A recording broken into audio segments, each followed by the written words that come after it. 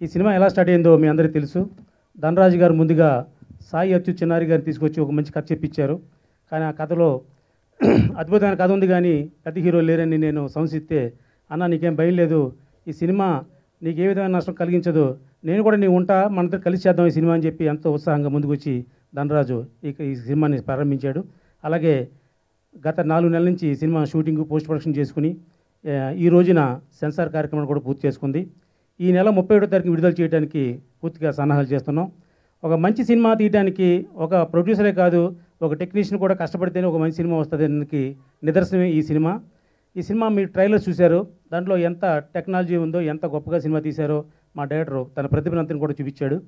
ఎందుకంటే ఒక దర్శకుడికి ఒక సినిమా హిట్ అయితేనే అతని భవిష్యత్తు అంతా ఈ సినిమా మీద ఆధారపడి ఉంటుంది. ఒక నిర్మాతకు ఒక సినిమా తేడా వస్తే ఇబ్బంది ఏమీ లేదు, ఇంకో సినిమా తీసి మళ్ళీ మేము కవర్ చేసుకుంటాం. కానీ అతని జీవితం భవిష్యత్తు అంతా కూడా ఈ సినిమా మీద ఉంది కాబట్టి ధనరాజు గారు అతను ఏ విధంగా అయితే రికమెండ్ చేశాడో ఆ విధంగా అతను న్యాయం చేసి సినిమాను అనుకున్న టైంలో అనుకున్న విధంగా చక్కగా తీసి అహర్నిశలు కష్టపడి, జనరల్గా ఒక సినిమాకి 2 నెలలు కష్టపడితే సరిపోద్ది అనుకుంటారు. కానీ ఈ సినిమాకి pre production, post production, shooting అన్నీ కలిపి ఒక 6 మంత్స్ పైన మన సాయి అచ్యుత్ చిన్నారి గారు కష్టపడి ఈ సినిమాని చాలా తీశారు, అద్భుతంగా తీశారు. మేము ఆల్రెడీ అందరూ చూడటం జరిగింది. ఇవాళ సెన్సార్ సభ్యులు కూడా క్లీన్ యూ సర్టిఫికేట్ ఇచ్చారు. అంతకుముందు ట్రైలర్కి యూఏ సర్టిఫికేట్ ఇచ్చారు. ఇదేంటి సార్ అని మేము అడిగితే సినిమా చూసినట్టు చూద్దామన్నారు. సినిమా ఇవాళ చూసి క్లీన్ యూ సర్టిఫికేట్ ఇచ్చి ఒక్క కట్ట కూడా చెప్పకుండా చాలా మంచి సినిమా తీశారయ్యా, మీ బేవరం డేస్లో మంచి సినిమా వస్తుందని చెప్పేసి సెన్సార్ ఆఫీసర్ గారు మరియు సభ్యులందరూ కూడా మమ్మల్ని అభినందించారు. అలాగే ధనరాజు గారు, అలాగే మన సాయి చూసినారు కూడా చూసి నిన్నాళ్ళు పడ్డ కష్టం, ఈవేళ శ్రమ, ఈవేళ నాకు మంచి అభినందన తెలియజేసిందని చెప్పి ఎంతో ఆనందపడ్డారు. అలాగా ఈ సినిమాని అద్భుతంగా పబ్లిసిటీ చేసి ప్రేక్షకుడి దగ్గరికి చేరవేయడానికి నేను ఎంత కృషి చేస్తానో మీ అందరికీ తెలుసు. ఆ విధంగానే కృషి చేసి ఈ సినిమాని నా 75వ చిత్రంగా ప్రేక్షకుల ముందు ఉంచి 100% సక్సెస్ అని గట్టిగా గంటాపదంగా చెప్పగలిగిన సినిమా ఇది. ఈ సినిమా సక్సెస్తో మా సాయి అచ్యుత్ చిన్నారి మరో మెట్టు ఎదుగుతాడని నేను మనస్ఫూర్తిగా కోరుకుంటున్నా. అలాగే నన్ను అభినందించడానికి, ఆశీర్వదించడానికి, మా టీం అందరినీ ఆశీర్వదించడానికి వచ్చిన గౌరవ అతిథులందరికీ కూడా నమస్కారం తెలియజేస్తూ నేను సెలవు తీసుకుంటున్నా. ఇలా ప్లాటినం డిస్క్ వరకు రావడం చాలా ఆనందకరంగా ఉంది. ఇది కష్టపడి చేసాం అని చెప్పడం కంటే చాలా ఇష్టపడి చేసామండి. ఒక యుద్ధం గెలవాలంటే ఎన్ని రోజులు ఫైట్ చేసాం అనేది ముఖ్యం కాదు, యుద్ధం గురించి ముందుగా ఎంత కసరత్తు చేసాం అనేది ముఖ్యం. ఈ ప్రీ ప్రొడక్షన్ అంతా ప్లాన్డ్గా చేసుకొని చాలా పకడ్బందీగా ముగించడం జరిగిందండి. దీనికి సహకరించిన వాళ్ళందరికీ కూడా పేరు పేరున థ్యాంక్స్ చెప్తున్నాను. ఈ ప్లాటినం డిస్క్ ఫంక్షన్ అంటే దీనికి పెళ్ళికొడుకు మా మ్యూజిక్ డైరెక్టర్ కాబట్టి ఆయన గురించి చెప్పాలి. ఈ సినిమాలో పెద్ద హీరోలు లేరు, అలాగే రొమాంటిక్ సాంగ్స్ కానీ డ్యూయెట్స్ ఇలాంటివి లేవు. సన్నివేశానికి తగ్గట్టుగా మ్యూజిక్ చేయాలి.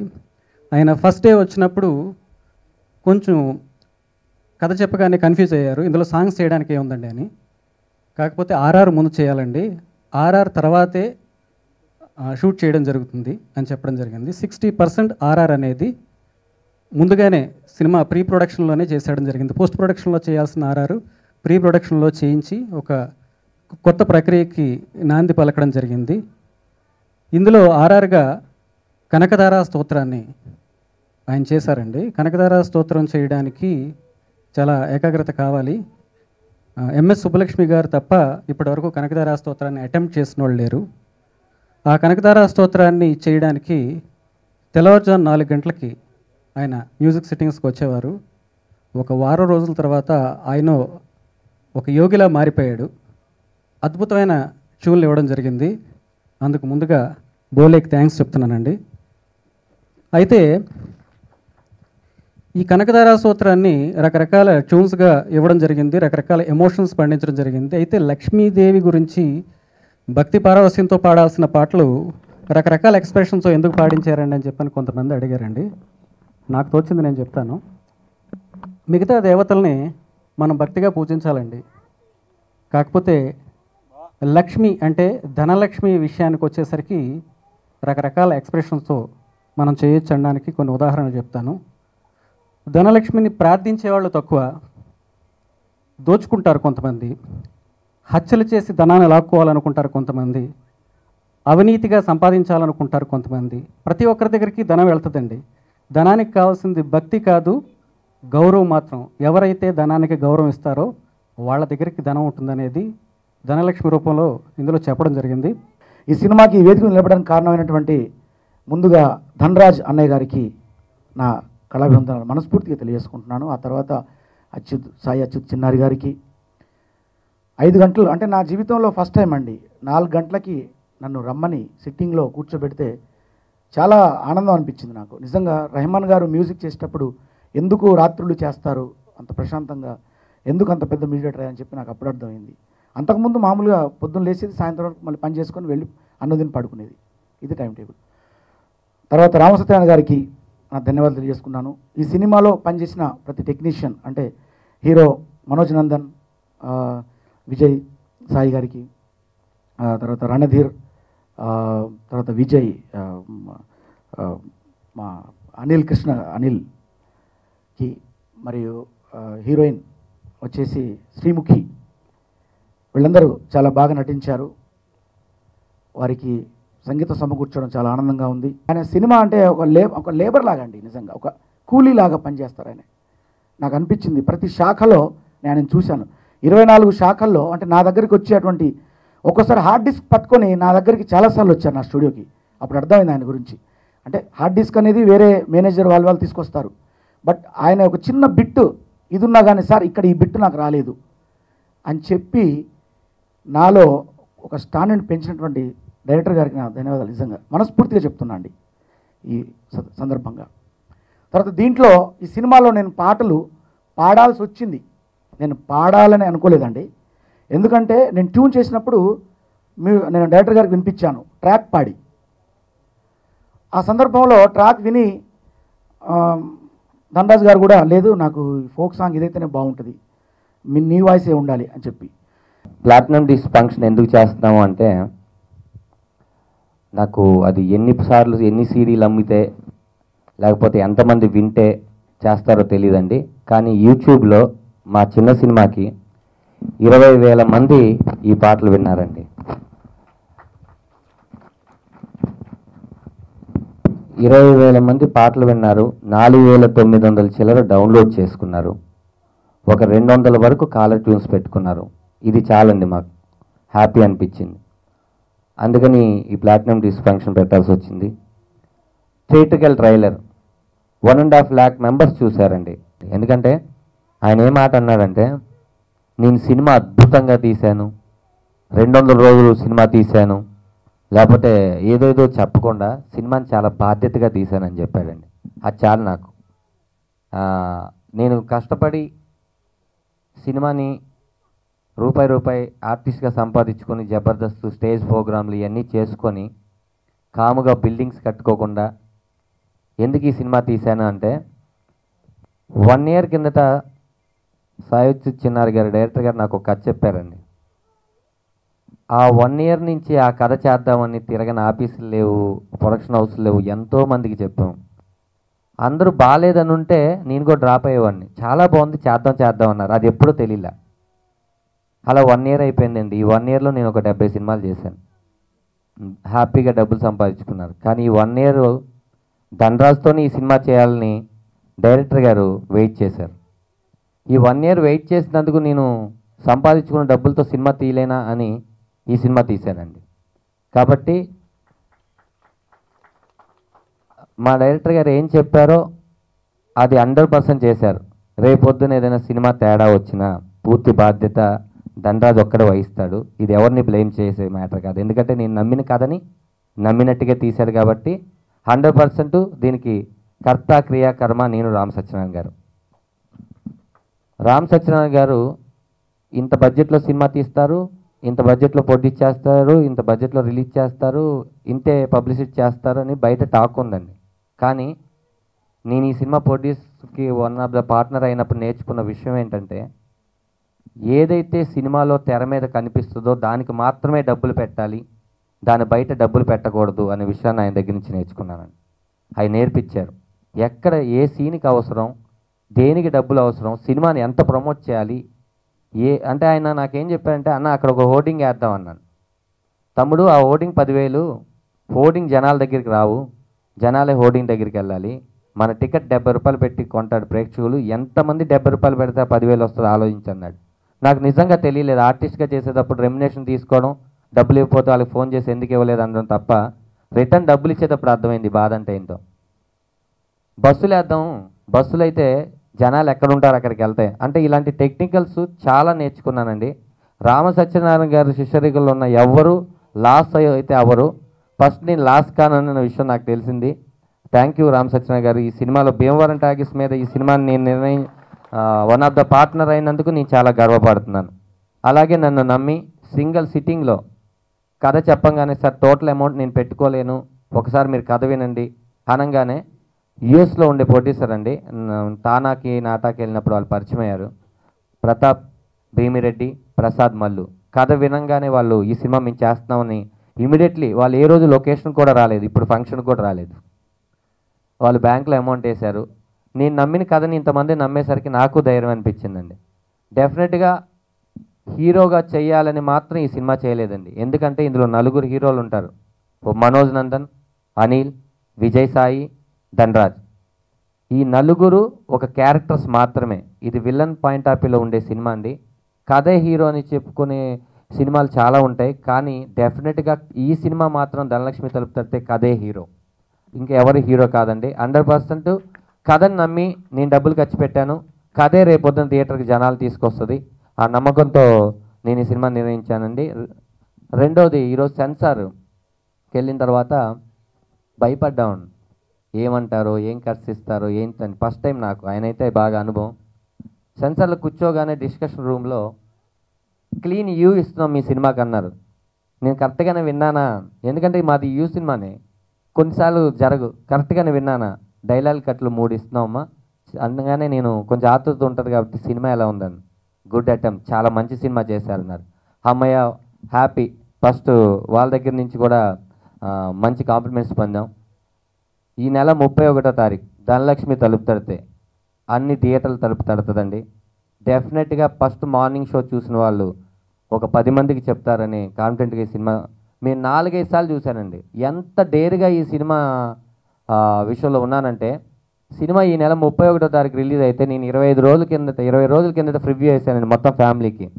అంత ధైర్యంగా టాక్ స్పెడ్ అయిపోద్ది, బాగాలేదంటే ఏమైపోద్ది ఇదని నేను అంత ధైర్యంగా ఈ సినిమాని ఇదే ప్రసాద్ ల్యాబ్లో ప్రివ్యూ వేసానంటే ఈ సినిమా ఎంత బాగా వచ్చిందో మీరందరూ గ్రహించవచ్చు. థ్యాంక్ యూ వెరీ మచ్ బోలే అండ్ అనిల్ అండ్ కాశల్ శ్యామ్ గారు, విజయ్. శ్రీముఖి గారికి హెల్త్ ప్రాబ్లం వల్ల రాలేదు, రణధీర్ యూఎస్లో ఉండడం వల్ల రాలేదు. ఇక్కడ ఉన్న ప్రతి ఒక్కరికి పేరు పేరు కృతజ్ఞతలు చెప్తున్నానండి. ఎందుకు చెప్తున్నాను ఇన్నిసార్లు కృతజ్ఞతలు అంటే, ఇక్కడ ఉన్న వాళ్ళ టెక్నీషియన్ చాలామంది వితౌట్ రెమ్యునేషన్కి ఈ సినిమా చేశారండి. ఈ సినిమా ఆడిన తర్వాత పువ్వుల్లో పెట్టిపోయిన ధనలక్ష్మి కప్పులో పెట్టి వీళ్ళు రెమ్యునేషన్ నేను ఇస్తానని మనస్ఫూర్తిగా చెప్తున్నాను. Thank you. ఒక ప్రయత్నం సఫలీకృతం కావాలంటే అనేకమైనటువంటి సపోర్ట్ అవసరం, మద్దతు అవసరం ఉంటుంది.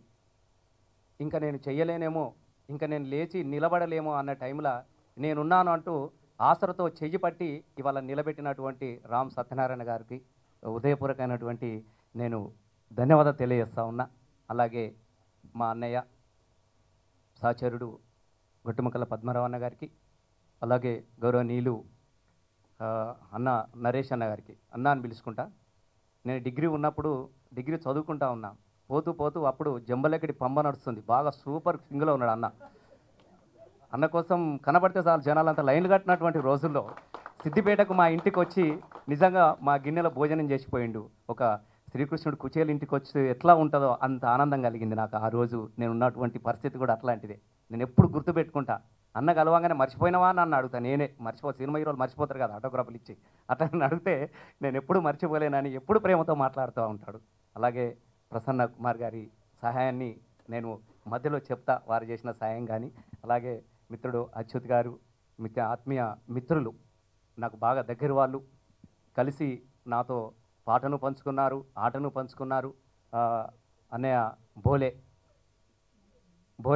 దిల్ బోలే, మొత్తం ఉన్నట్టు చెప్తాడు ఏదైనా ఎక్కడైనా కూడా, బోలే సాబ్. అలాగే మిత్రుడు కాసర్ల శ్యామ్, ముఖ్యంగా తమ్ముళ్ళు హీరోలు, చాలా థ్యాంక్స్ తమ్మి, మీరంటే నాకు చాలా ఇష్టం, ఎందుకో తర్వాత చెప్తా. అలాగే సంధ్య థియేటర్ ఓనర్, అలాగే మేడం గారికి, ఇంకా మిత్రుడు రమేష్ గారికి, మీ అందరికీ ధన్యవాదాలు. నాకు ఒక ఆశ్చర్యకరమైన విషయం, చాలామంది మాట్లాడుతూ ఉంటే నేను సినిమా ప్రపంచం కాదు కదా, నాదంతా రాజకీయ ప్రపంచం, గోజిగొంగడి ప్రపంచం నాది.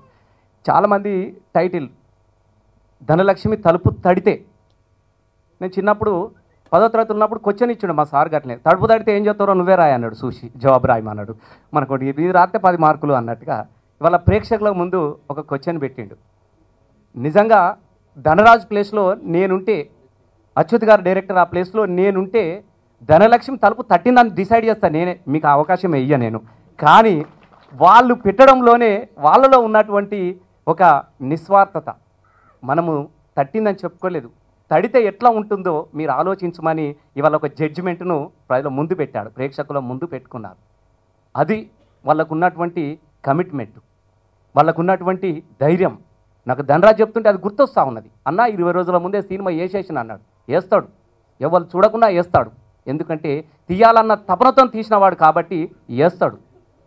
అంటే అంత ధైర్యం ఉంటే తప్ప ప్రదర్శించలేరు. ఇలా పెద్ద బాహుబలి మాత్రం ముంగట పెట్టి మొదలు చూపించిండు, ఎవరికన్నా చూడ్చలే.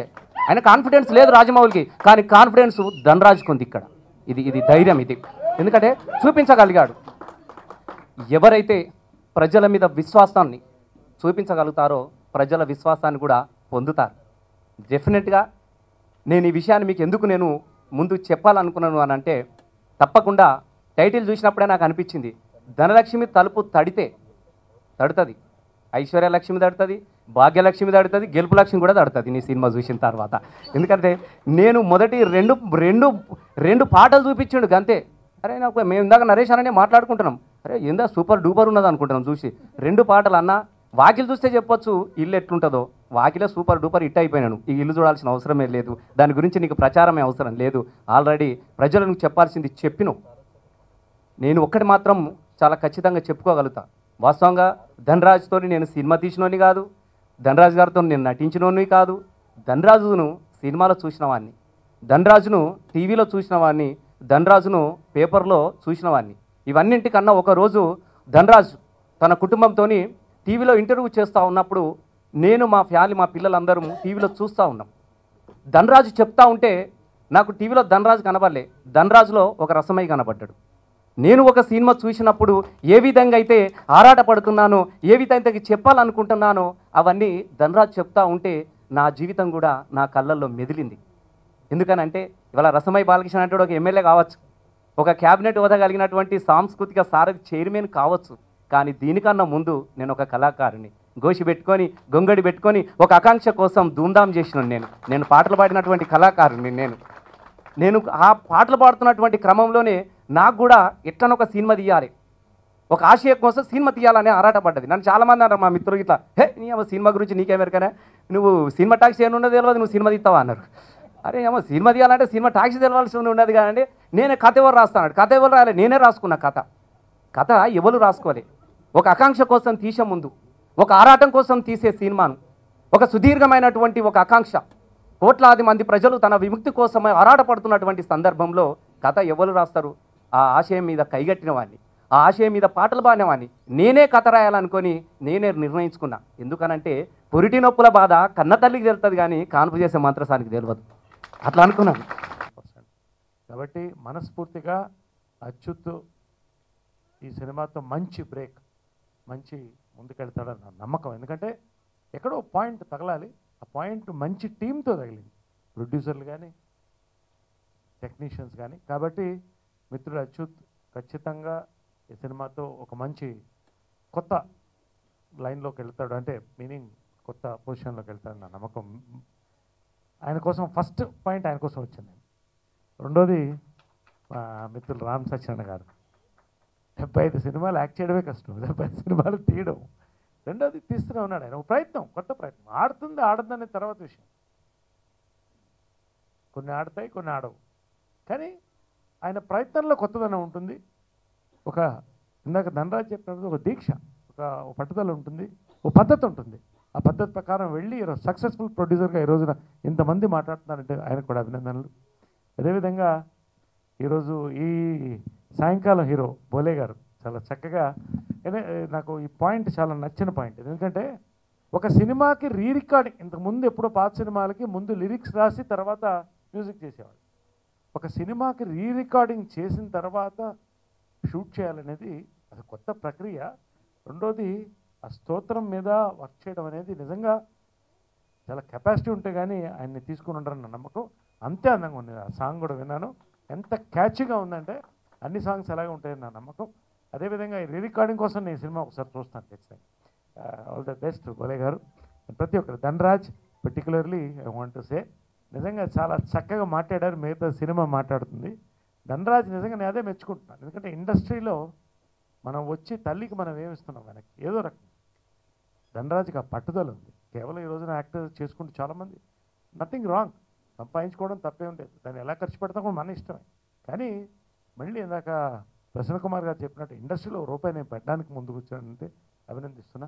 ప్రతి ఒక్కరికి కూడా పేరు పేరున ప్రతి ఒక్కరికి, ప్రతి హీరో ఈ సినిమాలో ప్రతి హీరో అందరికి కూడా ఖచ్చితంగా నేను అచ్యుత్తో కలిసి సినిమా చూస్తాను.